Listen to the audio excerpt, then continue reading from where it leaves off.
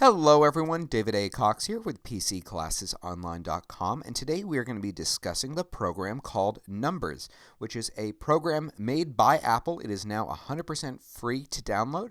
You do need to be running Mavericks and be signed in with your Apple ID in order to get it for free. And we're going to be going over this today, starting with the basics, talking about some of the different functions that you can use, how to use a template, and also how to create a customized template. Now, one of the things I wanted to mention before we actually begin here is that when I am teaching our live classes that we do via our website at PCClassesOnline.com, which of course is free, I always like to leave extra time at the end of the class to talk to all of you. And we have members all over the world. Right now we have them in, I believe it's 165 countries, and find out what you guys want to learn about. And so that is the reason why we're doing this class, is because I really try my best to listen to all of you and take your feedback seriously. So that's why we're doing this today. And finally, before we do begin, I need to make special note that I am terrible at math. So if I screw up, please bear with me. This may take a lot of editing to get this right. So this is the screen that you will see when you first load up Numbers. This is the 2013 version of the program. And we have these different templates. Now, of course, at the top of the list, we have a blank template if you just want to start fresh. If you scroll further down, you'll find that we have categories of templates. For example, in personal finance, you can find a template to create a budget, do personal savings, calculate your net worth, retirement, etc. Scroll a little further down, we have personal items like creating a schedule, different logs, things for your home. Scroll down a little further, we have the various business templates, such as an invoice, employee schedule, etc. Scroll down further, and at the very bottom of the list, we have education. So creating an attendance list, a grade book, or calculating your GPA. And you can go through those. They're very easy to use. You basically just plug in your data, and they update the different graphs and forms for you. But let's start with going over the blank template. And we're going to start off with talking about some of the very, very basic terminology, how the different formulas work, and go from there. All of these individual boxes that you see here are referred to as cells. And of course, we have, it can expand as far as you want. And we're going to just create a dummy graph right now in order so that we have something to work with. Now, anytime you're typing into a cell, if you want it to move from left to right, when you're done putting in whatever info you want, you're going to hit the Tab key on your keyboard. Whereas if you want it to shift down, hit the Return or Enter key. So for this dummy purpose, we're going to say that we're selling candy bars and we want to find out how many we've sold over the course of 4 months. So I'll start off with typing in January. Now I'm just going to type JAN and hit the Tab key and watch what happens. It figures out what I'm trying to tell it, so it changes JAN to January. We'll do the same thing, February, March, April. Okay. Now let's do the same thing, but we're going to do it for column A. And we'll do the various candies. So let's start with Snickers, Milky Way. Oops, helps if I spell it right. We'll throw in some candy there. How about Skittles and Twix? So now what we have to do is tell it the various numbers. So give me 2 seconds here to just put in a couple numbers. Doesn't really matter what I'm typing.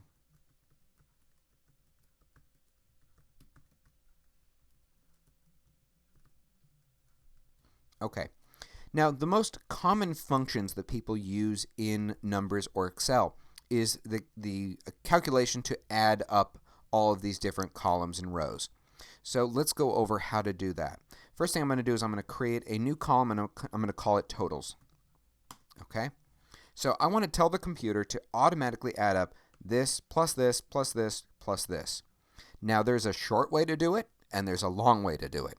I'm going to first show you the painfully long way and then make it easy for you. So the way you do any function is you always start with the equals key, and that tells it that you're going to be creating a formula. Now, what's really nice with Numbers, again, if you're an idiot like me, is it gives you the definitions over here for the various terms. The most common term is sum, or addition. So to do this, what I would do theoretically is I would type in SUM, and then to add all of these various columns, I'm going to start with an open parentheses, click on the first row, and then to tell it to go through here, I'm going to do a colon.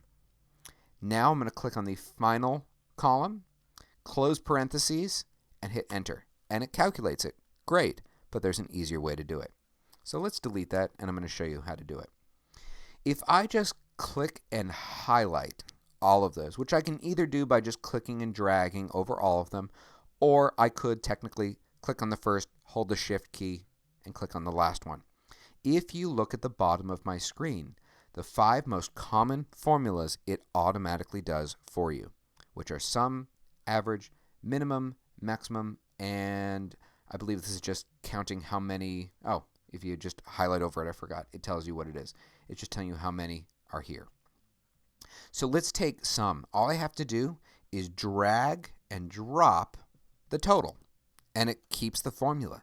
So let's say I end up changing March from 43 to 45. You'll notice that the total reflected that change. And anything else that I use here, it's going to do the same thing. Now, right now, I only have 4 items here, but what if I had 50 or 100? There's a much faster way to do this and now have it apply to these other rows as well. Now, this is a little tricky for me to do because I have my cursor larger than most people have it, so it's a little bit tricky. Forgive me. It sometimes takes me a couple times.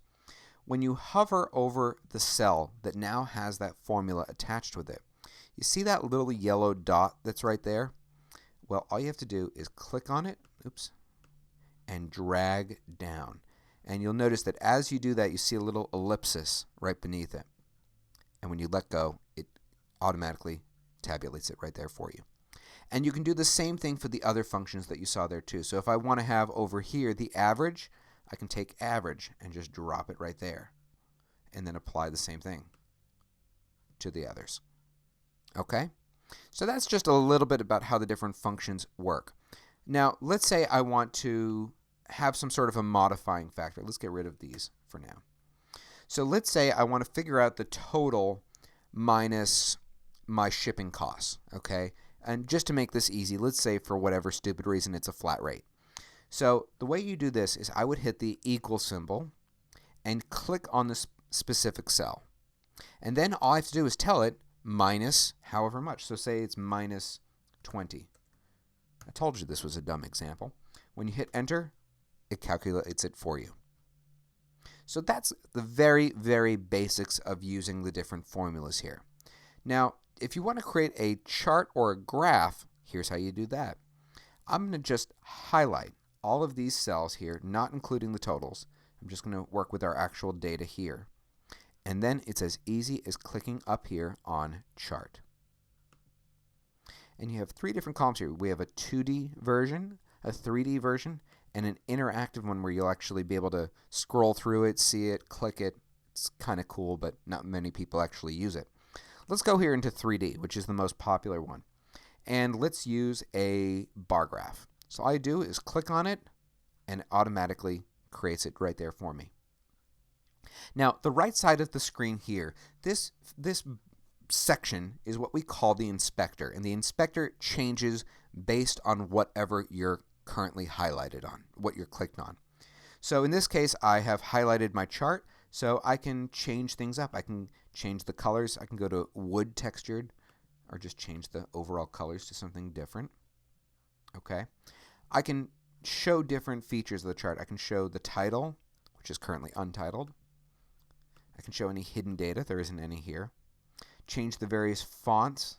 Okay. I can change the 3D look here by altering the chart depth.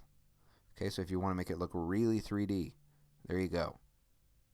And if you want to move this, you see this little icon right here, which almost looks like an atom. If you click and then rotate your mouse, you can actually shift the whole view. Look at that, it even adds a little shadow there for you, so you can really see that this one's tall over the others. You can go through here, check out some of the others. You can change the blur on the shadow itself, etc. Those are just kind of fun little features. But that's how you create a basic chart.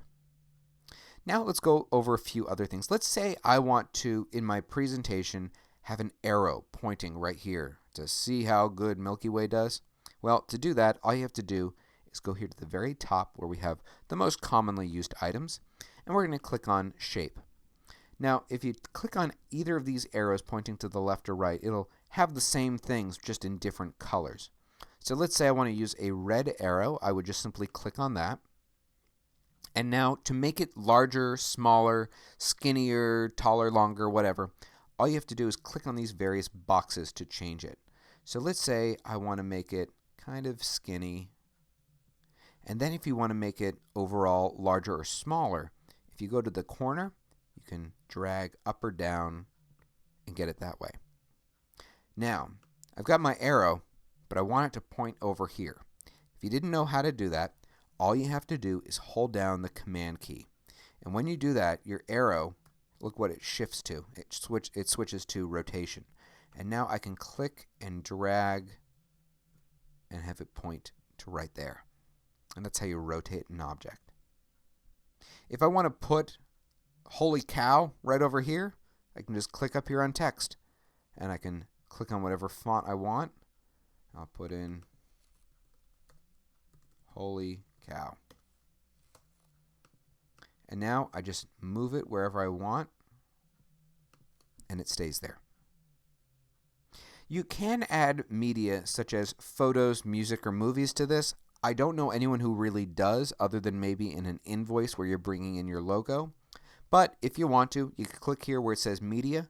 This under photos actually is talking to iPhoto. So if you have any albums set up, those albums will show up here too. Same thing goes for music. Music talks to iTunes, and movies just talks to either any videos that you have in iPhoto or any movies that you've created in iMovie. Okay. Now, if you're going to be collaborating on a document, you can use this feature up here called Comments, and the more people that you have in on the conversation, it'll have different colors for different people. So let's say I want to tell the person that this is not appropriate. I can click here on comment. It's asking right now to access my contacts because it's trying to figure out who I am. So I'll just say OK for now. And so now I'm going to type in not appropriate. Okay. And so that's going to stay there. So the next person who goes to work on this, they will see that later on when they go to edit the document. So now let's, one other feature, a couple other features here I want to show you. When you're done with your document, a lot of times you're going to be working maybe with people on a PC. And this is an important step. A PC user cannot open a numbers document. However, they can open an Excel document, and Numbers opens everything. So the way you would send this to someone who you're collaborating with is you would click up here at the top right where it says Share. Go to Send a Copy, Email, and it's going to give you the different methods that you can use to send this. If you're collaborating with a Mac user who's using Numbers, you can, of course, send a Numbers document. Or you can send it as a PDF if you want to lock it out so that it can't be edited. Excel, obviously, right here. Or CSV. CSV is very commonly used when dealing with address book information. And if you want to require a password to open it, it's as easy as checking here and creating a password. So for certain sensitive information, you may or may not want to do that. Okay, let's start to go over, let me go through my little cheat sheet here. Let's start to go over some of the different templates. So let's close this. I'm not going to save it. And let's go into the one that most of you wanted to learn about, which is the invoice template. Now, when you're creating an invoice for your business, you're going to probably want to create your own unique template. Now, a problem that a lot of people had, myself included, with Apple when they released this brand new version is that in the past, with Numbers 09, they gave you like 6 different versions of a template. So it looked completely different. It didn't look like one standard form. There was one that was a little bit more flowery than the other. Now it's really just one. If you have an old template, you can still use it. You just have to convert it into a template, which is not hard. Now, as you're going through here, you're going to want to make sure that you fill out all of the information that's going to be consistently on every single invoice. So where it says company name, obviously you'd put in the name of your business. Where it has your phone number, email address, you're going to do the same thing there. Now, one of the common questions that I get in all the time, more with my small business than with PC classes online, has to do with this form right here, because you have an easy way to add up different items, but a lot of businesses out there sell some items that don't require sales tax. So I'm going to show you how to create your own template right now that avoids sales tax for specific items. It can be a little confusing, so you may need to rewind and go over this. And if you see the screen jump around, it's probably because I screwed it up and I may need to do some edits here and there. So you have item 1, item 2, item 3. Most people sell more than 3 things. So if you want to add more than just that, all you have to do is secondary click over here, and you can hit add row below and add as many as you actually need. Okay? And if down the road you need to add more, it's not going to throw off the calculations because it's just a formula. So what I do in my business, because I have a lot of things that I do that require labor, and labor is a non-taxable item. So what I do in my template is I change item 1 to labor. Okay? Because it's a template, you can leave the numbers alone. It doesn't really make a difference because it's going to change no matter what. Now, when you're calculating the tax down here, obviously make sure if you're creating your own template that you update the sales tax amount to represent wherever you live. Here's where it gets a little tricky. In order to change this calculation, we need to alter the subtotal. And we're not going to call it subtotal anymore. Now we're going to have 2 different versions, a subtotal and a non-taxable subtotal. I'm sorry, a taxable subtotal. So we'll change this to taxable. If I want to make it bigger, just drag it out a little bit. Okay. And to alter the actual formula, you're just going to click right here. And now what we're going to do is actually double click, and so we can now see the formula. And I'm just going to delete it out, and I'm going to highlight with my cursor everything except that top one. Okay? We can actually extend it down to D7. Okay? Now, while that's great in that we now have the total items that are only taxable, the problem is it's throwing off the total, because the total, if we click on that, cancel that. The total is looking at the sales tax plus the total the subtotal for the taxable items. This can be a real tongue twister, can you tell? So now what we're going to do is we're going to add another category, and we're going to have subtotal and subtotal taxable. Okay, so we're going to right click once again, but this time we're going to go add row above. And so we're going to call this subtotal. And so this one needs to be the actual amount. And so to do this, hit the equal symbol, highlight everything this time. And now all we have to do to make sure that this is correct is we need to change the calculation for the total so that it is actually this plus this. Enter.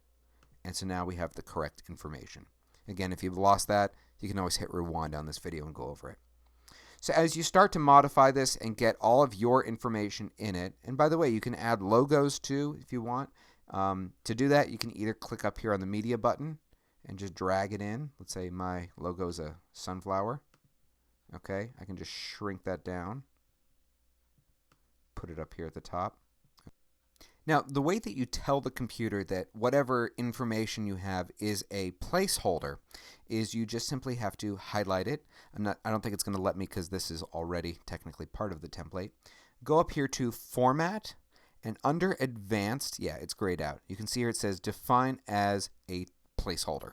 In this case, it's not letting me because it is already a placeholder. And that's how you do that. So if you have older templates and you want to bring them in, you can totally do that. So hopefully this gives you kind of a very rough basic idea of what you can expect with Excel. How was that for a slip? With numbers. I got through the whole thing without doing that until then. This is David A. Cox with PCClassesOnline.com. If you have other topics you'd like to see offered, please join our service. It's 100% free. You can send us a message, or even better, tell us during one of our many live classes. That's all, everyone. Take care.